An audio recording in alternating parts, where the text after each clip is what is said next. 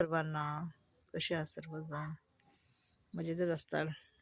कुठली पण व्यक्ती, राजकारणी असो, सामान्य असो, गरीब असो, श्रीमंत असो, कुठली पण व्यक्ती मेली ना, तर मेल्याच्या नंतर पहिली त्याच्या प्रॉपर्टीची वाटणी होते. मुलांमध्ये, ह्याच्यामध्ये, ओके नाही. आणि राजकारणी असला तर पदाची वाटणी होते. हे पद ह्याला, ते पद त्याला, ओके नाही.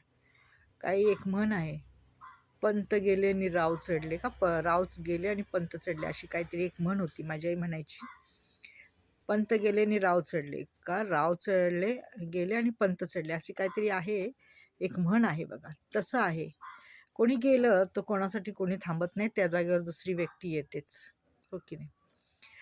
जगातलं सर्वात निस्वार्थी प्रेम जर कोणी करत असेल प्रत्येकावर, म्हणजे प्रत्येक लेकरावर, तर ते आई वडील आहेत.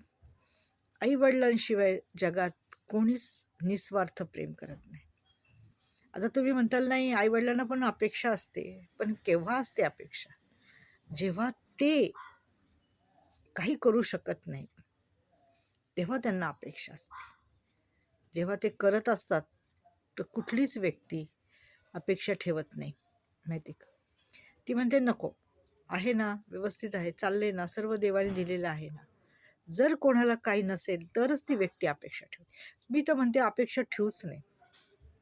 जो उगवला ना तो आपल्याला अर्धी कोर दिल्याशिवाय मावळणार नाही, एवढं मात्र खरे.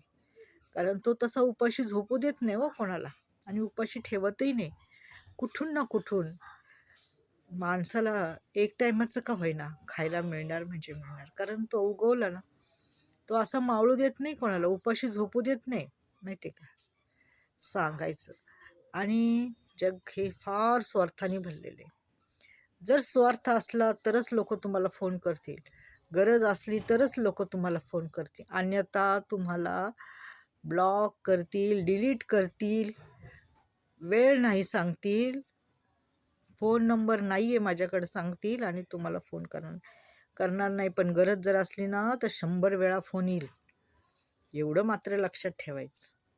स्वार्थी जग हे फार स्वार्थी आहे, स्वार्थाने भरलेलं आहे. जागोजागी तुम्हाला स्वार्थी लोक दिसतील.